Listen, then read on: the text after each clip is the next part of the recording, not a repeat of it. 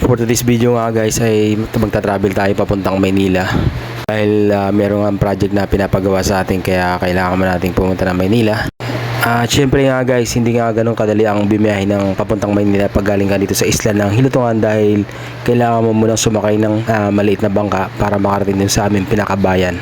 And for today's video nga guys ay ipapakita ko sa inyo kung paano mag-travel pagka galing dito sa isla ng Hilutungan papunta ng Kawayan, Masbate.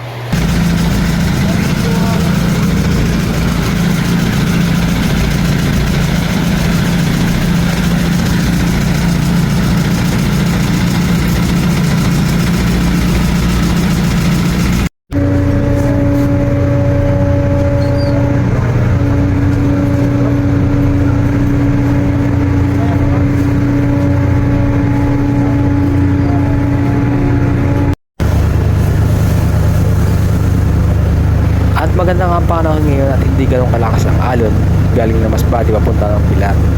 At makikita nyo nga guys ay napakapayapa at napakadali sila ng aking biyahe ngayon. Hindi kagaya nung last ako na sobrang lakas ng alon